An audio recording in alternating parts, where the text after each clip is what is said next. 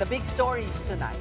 Senator Jinggoy Estrada is back in detention for plunder after a second arrest warrant is issued against him, this time over the flood control scandal.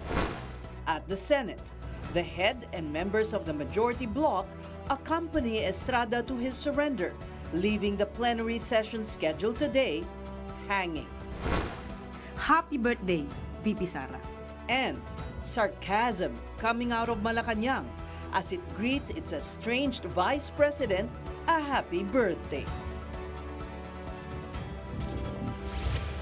Good evening, I'm Ces Orenia Drilon. We begin with Senator Jinggoy Estrada's arrest for the non-bailable charge of plunder. His case is linked to alleged kickbacks from flood control projects. But for the lawmaker, the case is purely political. Arles de los Santos has tonight's big story. Senator Jinggoy Estrada kept his surrender to a third plunder charge plain and simple. No fuss, no drama, relatively.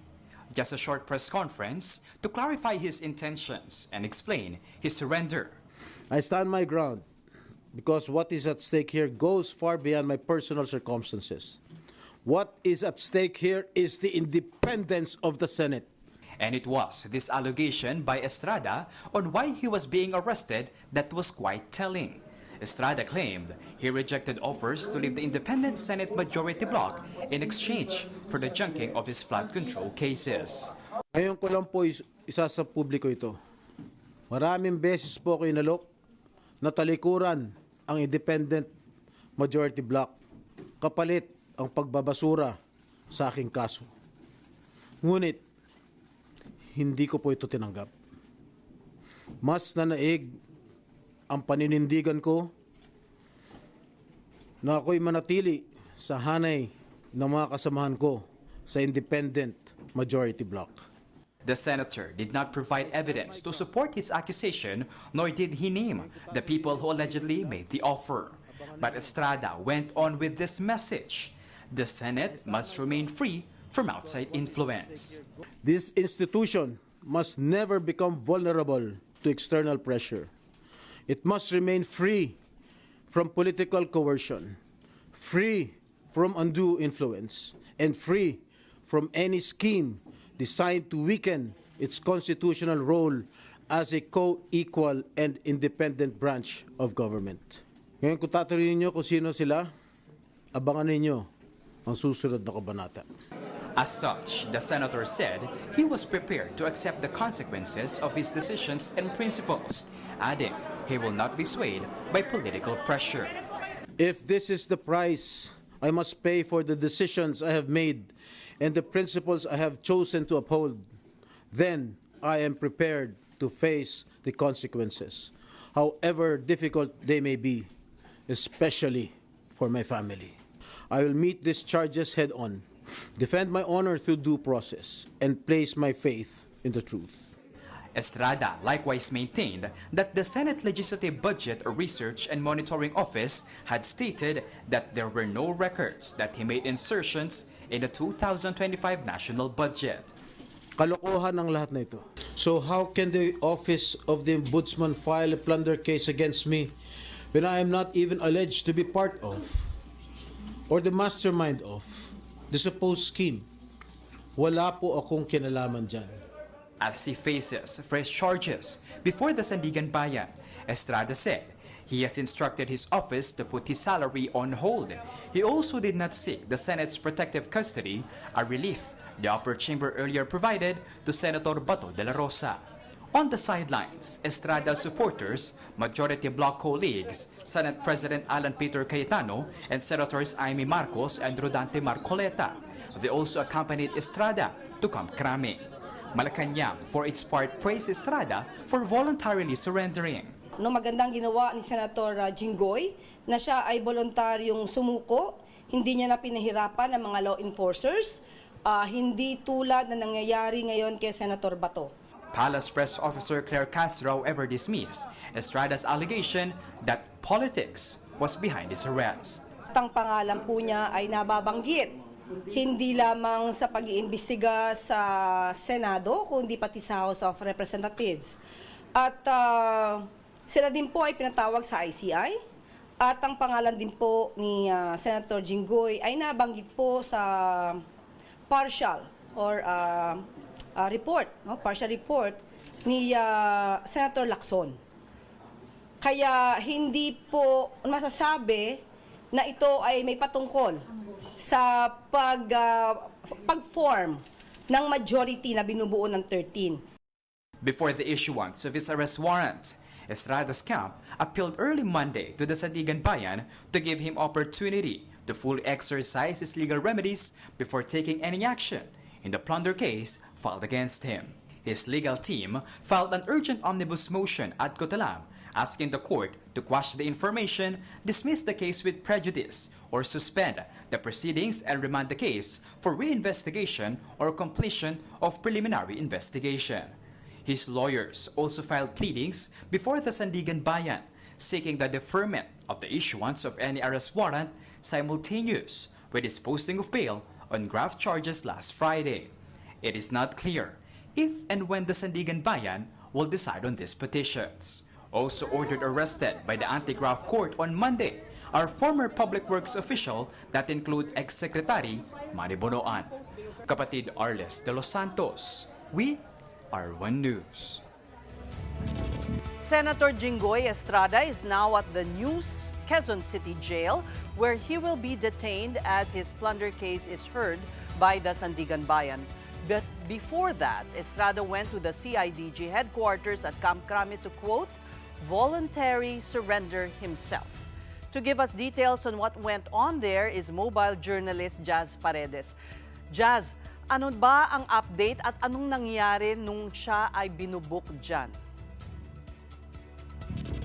Yes, no, kanina, pagdating ni Senator Jinggoy Estrada dito at exactly 4:18 p.m., tatlong convoy ng sasakyan yung dumating. Ang una nating inasahan is si Senator Jinggoy Estrada alongside with DILG Secretary John Vic Remulla lamang yung lalabas ng sasakyan. No? We did not expect na kasama si Senate President Alan Peter Cayetano doon sa convoy at ang pagkaka-explain sa atin kanina during the press briefing ni DILG Secretary John Vic Remulla ay sasamahan lamang daw niya si Senador Estrada. At regarding naman doon sa booking, which is a standard procedure na in-explain din ni CIDG Director Alexander Morico sa atin kaninang umaga during the early morning briefing, ay ito yung kanilang standard procedure kapag nagkaroon ng arrest warrant for Senator Estrada, which is ito yung pagguha ng kanyang fingerprint. He went through the mugshot at ang kanyang medical clearance, which showed na he is medically fit naman at to proceed to the Sandigan Bayan dahil ito yung unang requirement. No, dapat yung medical niya ay okay yung kalalabasan, sis. Ano naman ang balita kay dating Secretary Bonoan na dawit din sa kaso?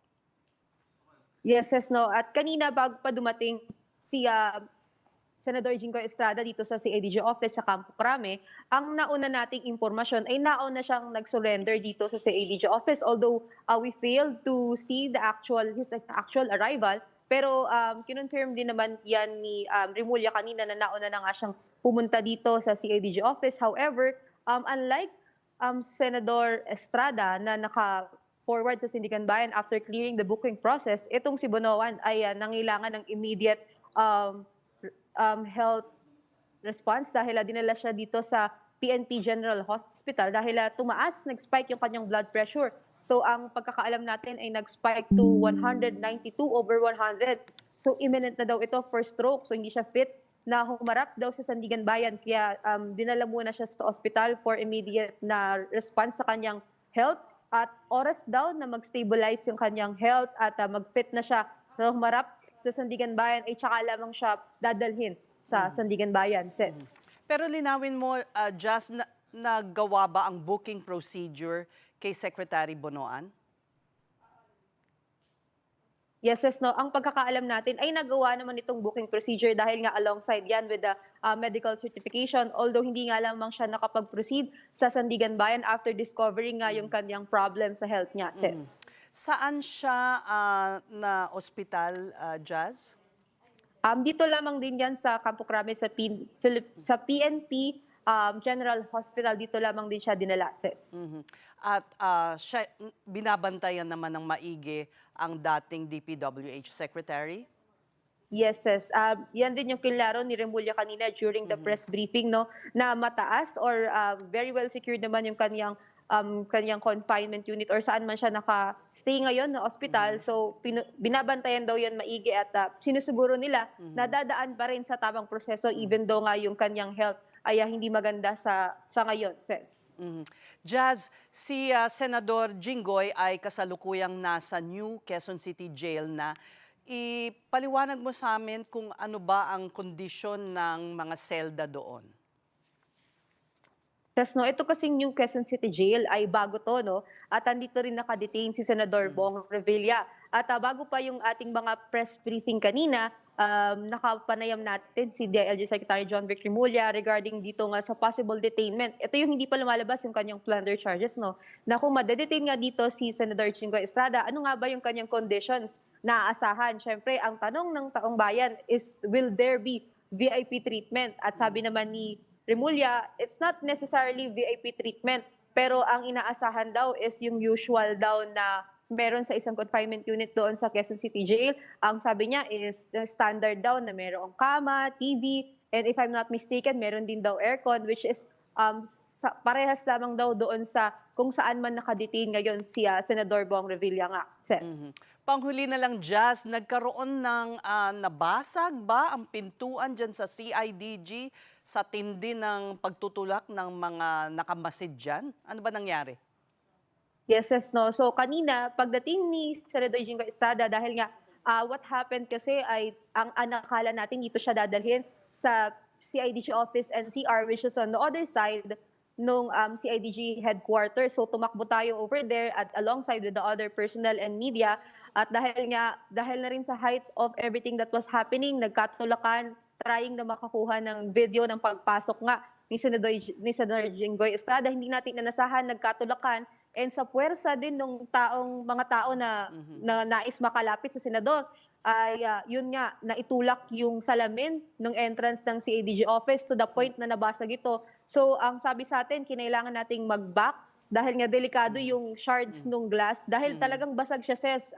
Actually, to the point na sinuportahan ito ng CIDG personnel dahil babagsak na siya dun sa mga nakapasok sa loob. So after matanggal, maklear, ang ginawa pa sa atin ay dalawa lang muna nakatao ang makakapasok sa loob ng CIDG office para ma-ensure na hindi na ulit ito maulit dahil nga medyo nagkagulo sa pagdating nga ni Senador Jinggoy Estrada kanina, sis. Okay. Maraming salamat. Mobile journalist Jazz Paredes reporting from Camp Crame. And now let's discuss Senator Jinggoy Estrada's arrest further with political scientist Antonio Contreras. Good evening, sir. Welcome once again to The Big Story. Good evening, sis. The senator says this move is politically motivated. Is there any weight to what he is saying?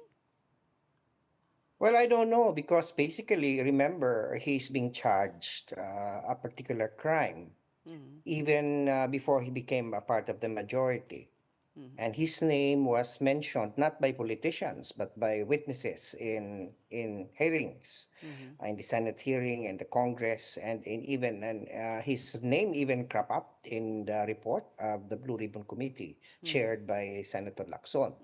So in terms of this being a political move, I don't think, I think it's so easy to say that. Under the present political climate that we have, it's very easy to come up with a conclusion, even if it doesn't have any basis. He did say, however, that he was offered, he did not name who this person was, but alluding perhaps to the administration, that if he cooperates, the charges will be dropped. Well, that remains to be seen, you know. Let's wait and see. Tingnan natin kung anong sasagot dyan ng minority o ng... Di nila yata ng Malacanang. So, I don't know if it's true. Or if could even be an offer coming from someone in the majority trying to invite him to join in moving to the other side. So, we don't know kung totoo yan. But this would have to pass through the ombudsman, right? I mean, you would Yes, have to of pressure the course. ombudsman to withdraw the case. Yeah, and that is why that's what making it a tall tale, sis. Hindi naman lang ito call ng isang senador o ng isang politiko. Ito ay ang ombudsman ang kailangan pumayag diyan kasi meron ng planong may nag-iimbestiga na, right? The process is already started. So you have to involve the ombudsman in the talks. And that's even to make it more difficult to implement. You know, this is the third time that Senator Jinggoy will be facing plunder charges. We recall that the ombudsman had once said that plunder is very difficult when Yeah. he just assumed the post. And he was more inclined to charge, if ever, malversation against the supposed those involved in the flood control scandal. But now he is leaning, well, it's done. There are several now facing plunder charges. Why do you think the change of mind? Well, if you take note, I think parang may plan A, plan B siya. Meron siyang spare tire na maliban sa plunder, meron pang graft charges. So, if plunder doesn't work, maybe the graft charge will stick. So, probably that's the strategy, to try to look into the possibility of pushing further the envelope to figure out how plunder can stick, perhaps with new evidence. Okay, but then maybe there is the argument that one can make, we were charged with a non-bailable offense so that we can be silenced, we can't vote while we're in jail, etc. Yeah, that's probably one of the reasons why he's saying it's political, because if it had it been graft, it's bailable. And in fact, he already paid bail. But on plunder, he will be in jail. So Right. the question of whether he can participate in Senate deliberations. But of course, the Sandigan Bayan really was the court to check on the ombudsman's case, right? Yeah, he will be given due process. And if the Sandigan Bayan thinks that it's a weak case, then they're going to say so. He's and if he gets away with plunder this time, maybe he should write a book, How to Get Away with Plunder. Here I go again with my laugh, but well, what you said was funny. Anyhow, on another matter, the Senate. Today, it was not able to hold any session.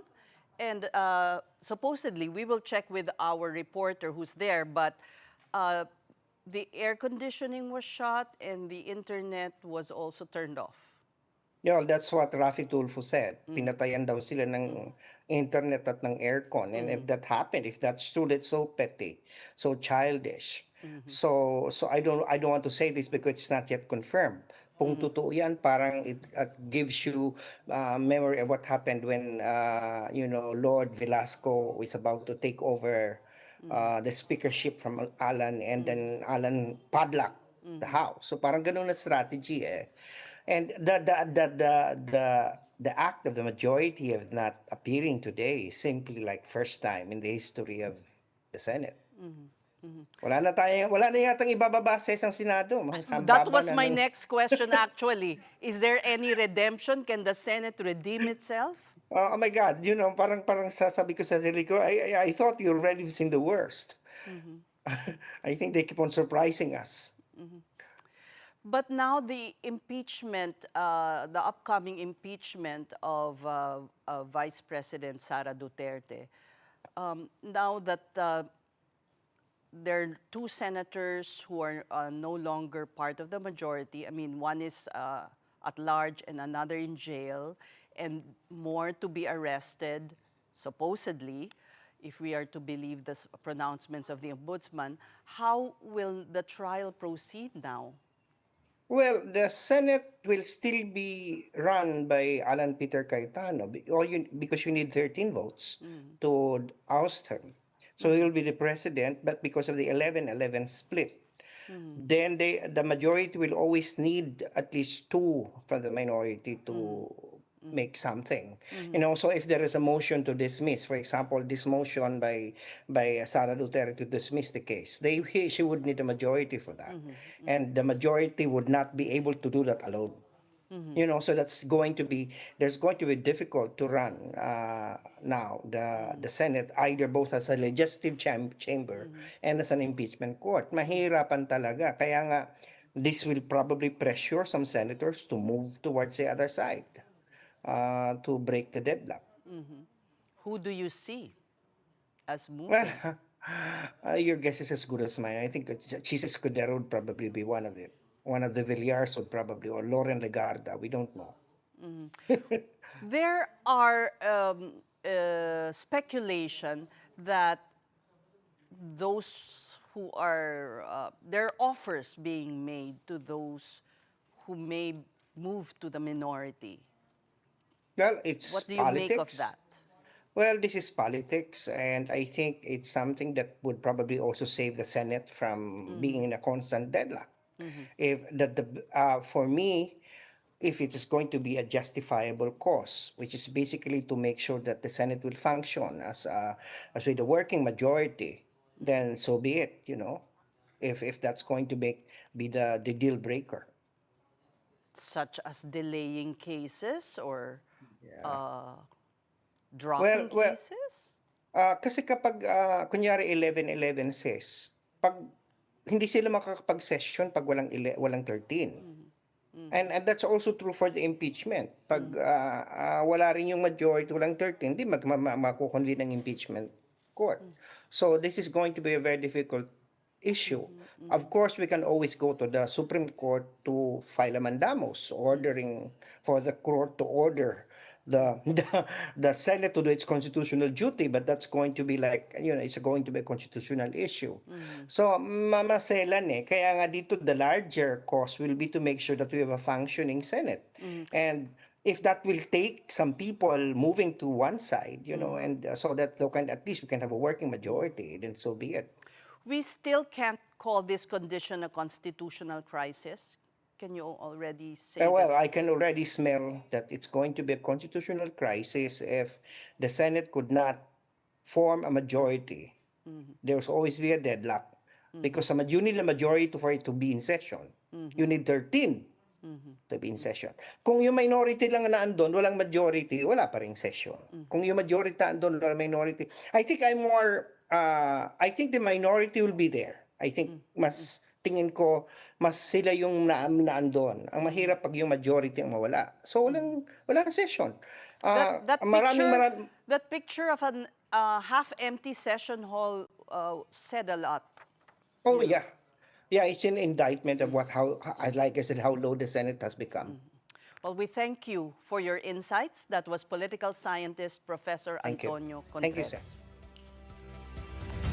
And over in Malacanang, it was a day full of diplomatic affairs for President Bongbong Marcos. But what's news from the palace without the mention of Vice President Sara Duterte? More from mobile journalist Julie Baisa. On Monday morning, the 1st of June, President Bongbong Marcos reported that he had a productive phone call with U.S. Secretary of State Marco Rubio. He said they discussed regional economic and trade priorities, reaffirming the commitment of Manila and Washington to further strengthen their alliance. He said the exchange also highlighted shared regional interests between the two countries. Also on the first day of the new month, Malacanang also welcomed Vietnamese President To Lam. Both countries have agreed to upgrade their relations to an enhanced strategic partnership. President Marcos said peace and stability in the South China Sea remain, quote, non-negotiable. He also said the Philippines and Vietnam share a common interest in maintaining peace, stability, and a rules-based order in the region. Then, there's commitment for the peaceful resolution of maritime disputes based on international law, including the 1982 UN Convention on the Law of the Sea and the 2016 arbitral ruling. For his part, Lam said Manila is an important regional partner of Hanoi, citing a similar vision and strategic interest. Before his diplomatic stints, President Marcos also spoke to Bloomberg Television, where he admitted to having no regrets running alongside Vice President Sara Duterte in the 2022 elections. The Marcos Duterte ticket won by a landslide 4 years ago. No, I don't think so. I think I think for the time that that was the best thing that we would do. We had the same idea of what needed to be done in government. Maybe that's changed, but if you look at it in the context of that period, I think that was the right thing to do still. However, he also raised concern over another Duterte presidency. Yes, very much. That is a great worry for me because we have just started, and these are big things that we are trying to do. We're changing the whole way that we govern. We are trying to reform the bureaucracy. These things don't get done instantly, and it's very, very easy to go off the rails. In a seeming reaction to the president's interview, Davao City Representative Paulo Duterte questioned Marcos's legacy, saying Filipinos should be able to point to clear, tangible accomplishments beyond slogans and photo opportunities. He also challenged Marcos to identify the administration's achievements that have directly benefited ordinary Filipinos. The lawmaker likewise stressed PBBM would not have won if it were not for his sister, something the palace press officer rebutted. Undersecretary Claire Castro said the differences between the president and the vice president are much more pronounced now. She underscored the fact that the chief executive fought for the country's right over the West Philippine Sea and that he continuously worked and very rarely went on vacation. Castro went on, President Marcos held to account those being tagged in the multi-billion peso flood control scandal, and he never threatened anyone nor pulled other people's reputations down. Mas maganda po sana manood siya ng press briefing, mga news, mainstream, state-owned media. Lumalabas po kasi na hindi siya updated, hindi nagbabasa, hindi nanonood ng news. Nakakaawa naman. Nabubuhay sa dilim, nabubuhay sa fake news, nabubuhay sa sariling imahinasyon. Yuse Castro circled back to the Vice President who just celebrated her 48th birthday on May 31st. Siya po ay ating babatiin at gagayahin ko po ang kanyang pagbati ng maligayang kaarawan. So naganda po tayo ng isang mensahe para kay VP Sara. Happy birthday, VP Sara.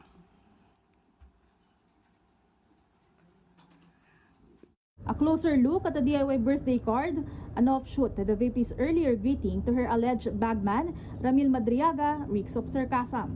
But for Castro, this is better than no greeting at all. Mula sa PCO po, natatandaan po natin nung nakaraang Pasko ay binanggit niya na hindi niya babatian ang Pangulo sa kanyang ng maligayang Pasko dahil hindi daw niya alam kung magbabago ang attitude kung babatiin niya ng maligayang Pasko. Pero hindi po tayo ganyan. Kapatid Mobile Journal Julie Baiza, We Are One News. We're pausing for a breather, but when we return, we have details of this story. Naging proceedings, to us, this goes into basic tenets of due process. Sana ma-dismiss, itong articles of impeachment laban sa kanya. But kung ano man ang mangyari, handa naman kaming depensahan.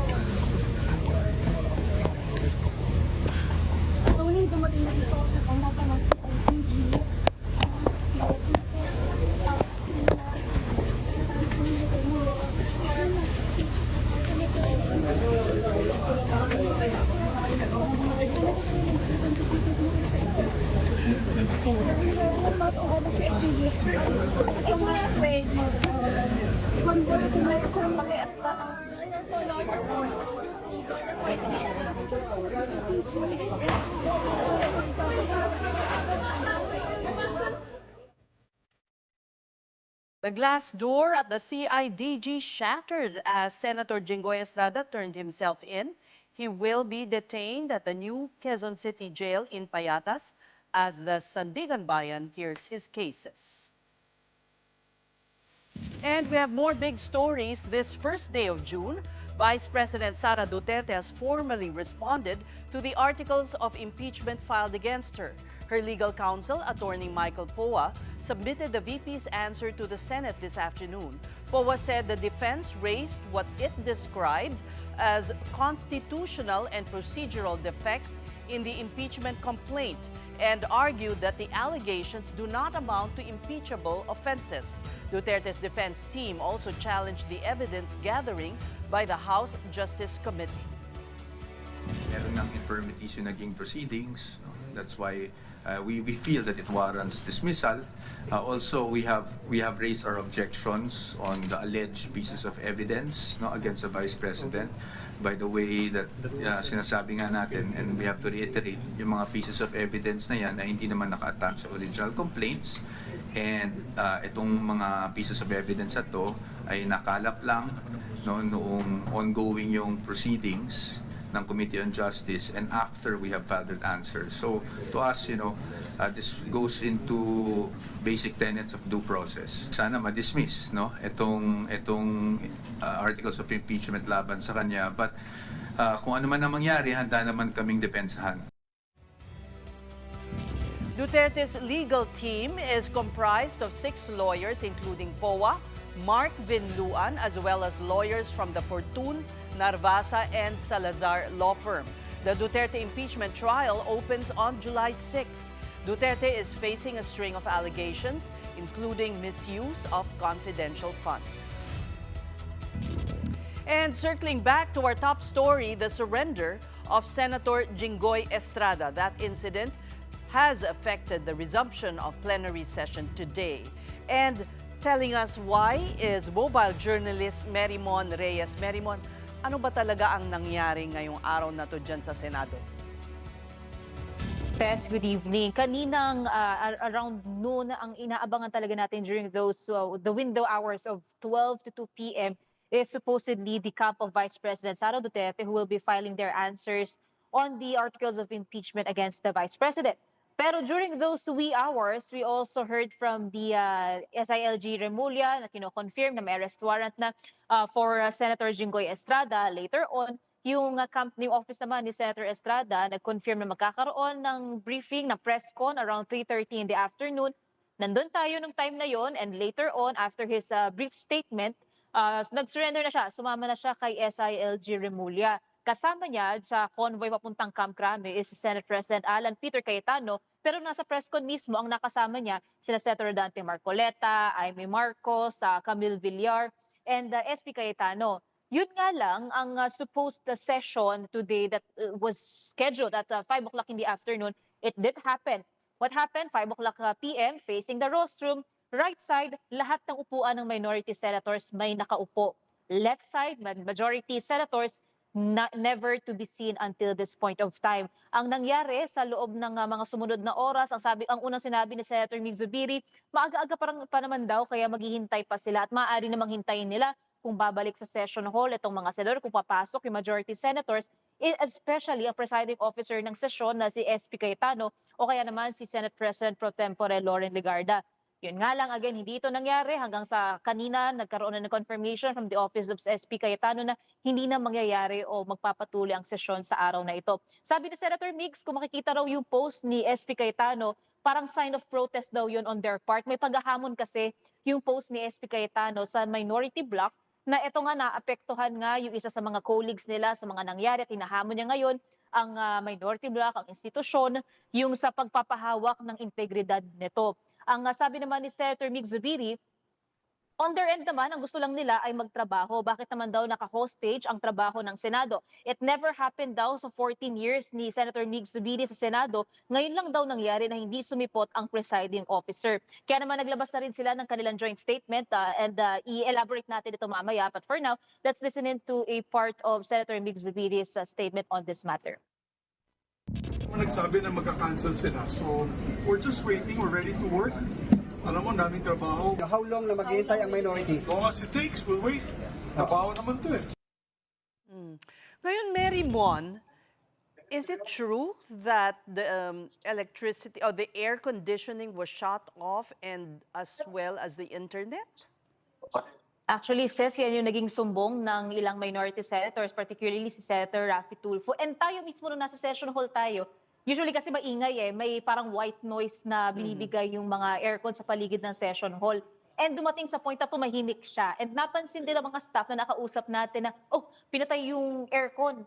And in a separate interview naman natin kanina kay Senator Tulfo, ito rin yung naging sinabi niya na pinatayan din daw sila ng internet, pinatayan din daw sila ng aircon, and then ang pinakapare-pareho nila sinasabi, dereliction of duties itong ginawa ng mga senador. Mandato nila na mag-hold ng sesyon ngayon at walang abiso raw whatsoever from the majority or from the leadership na magkakaroon ng ganitong pangyayari. Pakinggan natin yung bahagi ng pahayag ni Senator Tulfo.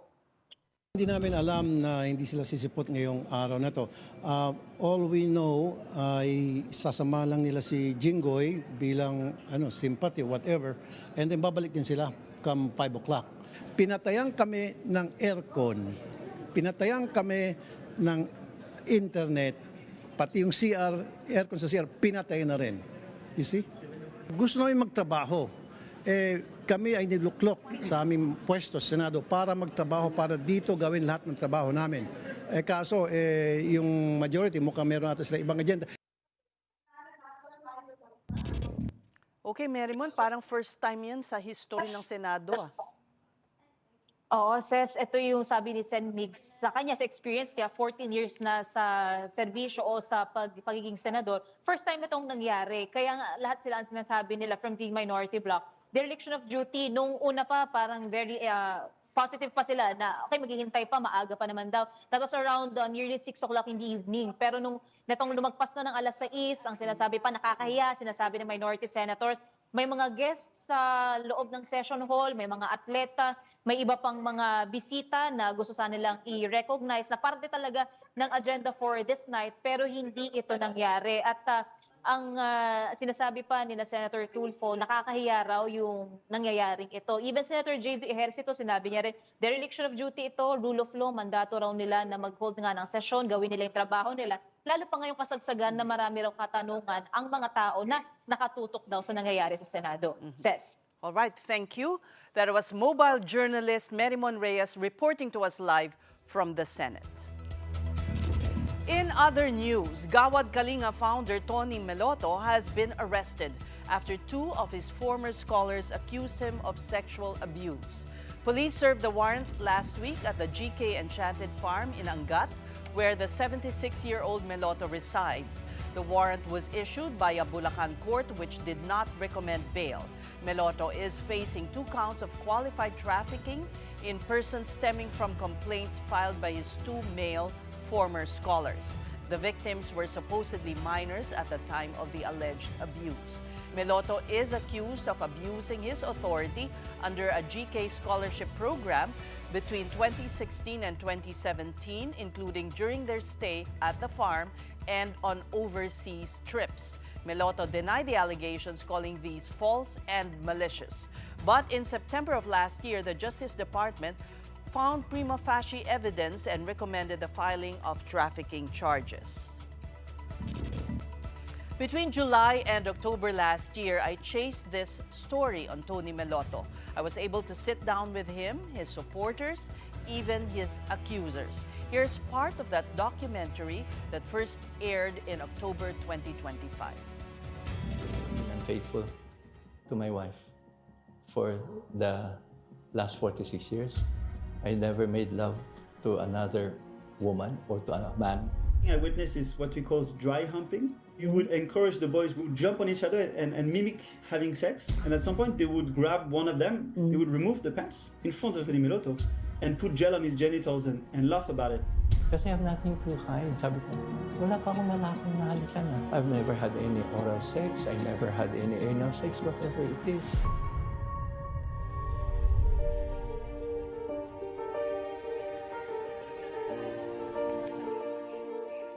Whatever negative attention, it just put GK again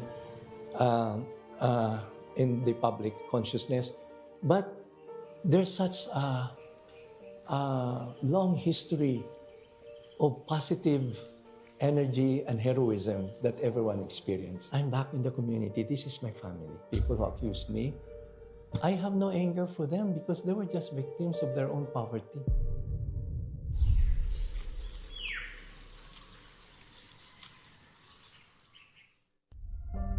Those defending him and, saying, yeah, you're, okay, nag-iimbento ka lang ng kwento. At ngayon, nakakabalik na si Tony sa Enchanted Farm na ngayon ay blue zone na. So how do you feel about that?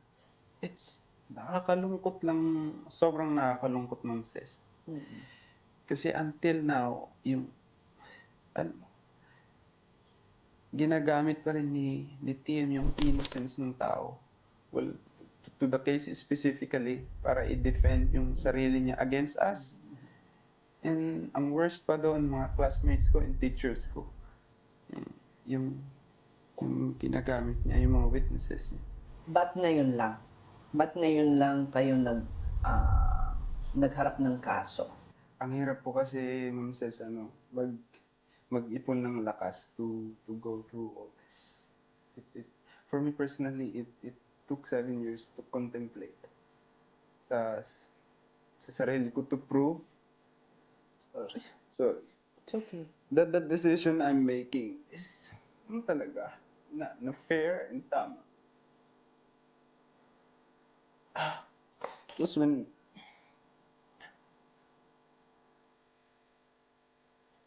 I fully realized na mali talaga yung sinabi niya sa akin, yung ginawa niya na tama yun, doon ko na pag-isipan na mag-file ng case. And gusto kong gawin ito dahil para sa tama. Catch the rest of this special report on the One News documentaries. I also had a one-on-one interview with Gawad Kalinga founder Tony Meloto on The Long Take. All these still on the YouTube channel of One News. And this is still the big story on One News. And coming up, how does a super El Nino look like? And does it even exist? The answer when we return. Stay tuned.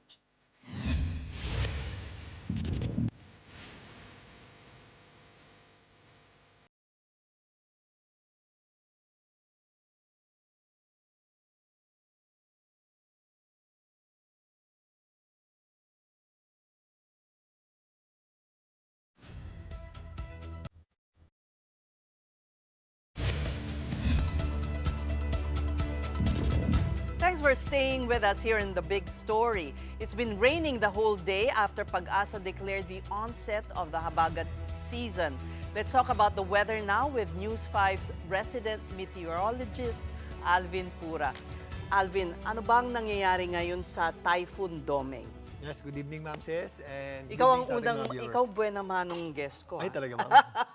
Sige, go ahead. Okay, Ano game. bang nangyayari sa bagyo natin ngayong Si 1st of Domeng, June? Ma'am, nakalabas na ng ating area of responsibility. Fortunately, hindi naman siya naglandfall or hindi siya nagkaroon ng direct effect sa atin. And fortunately din, hindi siya ganoong lumakas. Pero usually naman, kapag may dumadaan na bagyo, papasok ng June or late May, yun na yung nagtitrigger ng ating habagat or southwest monsoon. So, ito Kaya, na. coincidentally, nung Saturday, nag-announce na ng Pag-asa. Nag-announce ang Pag-asa na start na yung ating habagat. Pero Ma'am Sis, medyo nakakalito to eh. Oh, sige. Hindi pa rainy season. Anong kaibahan ng habagat sa Iba rainy yung season? onset ng rainy season at saka iba yung onset ng habagat. Yung habagat hangin. Oo, dati magkasama siya. Okay. Pero- Nauna ang habagat. Oo, ngayon. Dati Okay. sabay silang ina-announce. Okay. Pag onset na ng habagat, onset na rin ng rainy season. Pero may mga times kasi na sobrang dami na nating natatanggap na ulan, is hindi pa rin nababanggit yung habagat, which is yung kasing weather system. So ang ginawa dyan, for technical purposes only, or for technical purposes, hiniwalay na nila yung onset ng habagat, so onset ng rainy season. So explain natin, yung onset ng habagat is start na yung ating habagat o yung hangin natin ang gagaling na sa southwest, which is magbibigay na siya ng warm at moist air. Ang implications niyan is mas mapapadalas na yung ating pag-ulan sa western section ng ating bansa, including Metro Manila. Yung onset naman ng rainy season is may criteria yung Pag-asa. Supposedly, meron tayong mga stations na dapat makakuha ng certain amount of rain.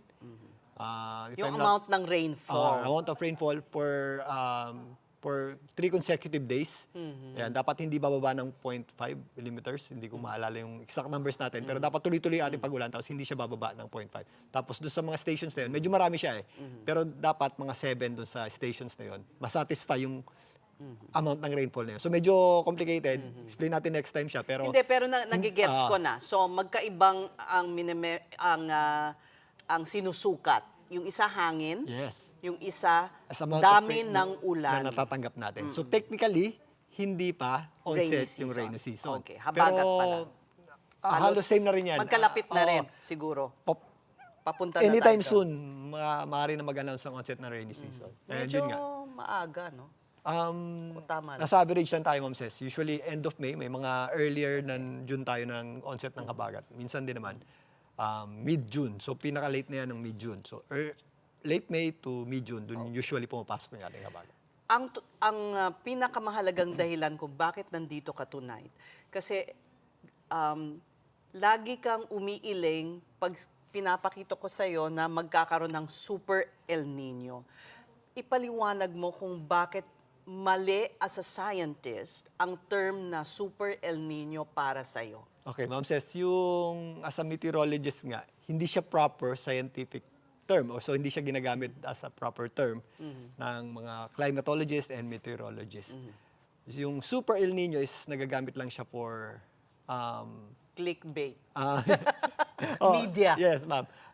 Parang pinapertain siya sa strong to very strong. Ang pinaka-category natin sa El Nino is yung mild, moderate, strong, then very strong. So yung strong to very strong, dun pumapasok yung Super El Nino natin. Okay. Pero magkakaroon ba ng strong to very strong talaga?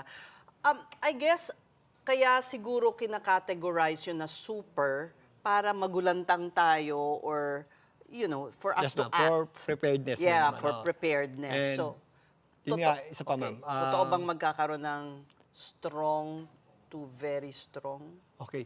As of now, yung El Nino natin, halos sure na siya. By mid-June or this coming June or July, sure na magkakaroon na tayo ng El Nino. El Nino is yung abnormal. Paliwanag mo yung kung ano ang El Nino. Okay. Yung El Nino is yung abnormal na pag-init ng karagatan natin sa gitnang Pasipiko, which is yung tinatawag nating 3.4 region. Nasa gitna yan. Medyo mas closer siya sa US area kaysa sa atin. And then, pag mainit yung temperature doon, nako-concentrate doon yung ating convection o yung ating mga pag-ulan. So, pag nandun yung ating mga pag-ulan, yung mga areas na opposite niya, which is yung Tayo. Philippines or Asia or Southeast Asia. Drought naman. Oo, para mabalance yung mga ulan na nakikreate doon sa gitna ng Pasipiko. So, sa atin, napupunta yung drought or yung tagtuyo. So, ngayon, coming mid-year, meron na tayo halos sure na El Nino. Yung level niyan is, syempre mag-start ng mid, mag-build up yan, coming to moderate by the end of the year. Tapos yung strong to very strong El Nino natin is nasa 30 to 40% pa lang ang chance for now by December to early next year.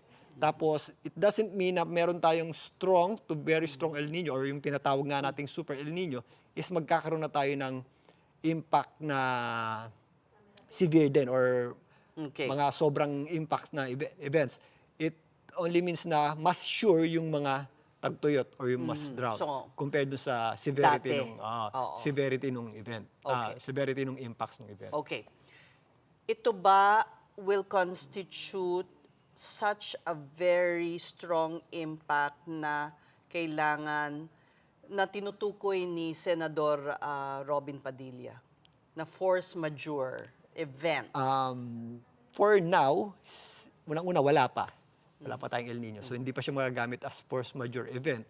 And then para sa context ng force majeure for science is dapat acts of God siya na parang example is yung tinamaan tayo ng typhoon, which is yung yung masisira or hindi tayo makakapag-function mas maayos, or earthquake, ganyan, or direct hit nga ng typhoon. Pero yung ganitong klaseng El Nino na tagtuyot is, since wala pa nga, pa-build up pa lang siya, makakapag-prepare tayo and parang namang aircon dun sa Senado. So, I feel na makakapag-function naman tayo ng mas maayos kung meron tayong El Nino with the right preparedness. Thank you. Thank you so much, Alvin. Kaya walang tigil kaming nagkokonsulta sa iyo tungkol sa mga weather events. Maraming salamat. Thank you. That was Alvin Pura, News 5's resident meteorologist. If this is the price I must pay for the decisions I have made and the principles I have chosen to uphold, then I am prepared to face the consequences, however difficult they may be, especially for my family. I will meet these charges head on, defend my honor through due process, and place my faith in the truth. No, magandang ginawa ni Senator Jinggoy na siya ay voluntaryong sumuko, hindi niya na pinahirapan ng mga law enforcers, hindi tulad na nangyayari ngayon kay Senator Bato. And on to more stories. Motorists are in for a big break at the pumps this week. There is a major oil price rollback starting tomorrow, June 2, after weeks of increases. The Energy Department has prescribed the minimum price cuts of 9 pesos and 26 centavos per liter for diesel, 4 pesos and 76 centavos for gasoline, and 10 pesos and 86 centavos for kerosene. Actual price cuts may vary by oil company and could even be higher. Energy Secretary Sharon Garin said the rollback brings local pump prices closer to pre-Gulf War levels of 60 pesos per liter. She added prices could stabilize further if tensions in the Middle East continue to ease. And before we go, listen and be amazed.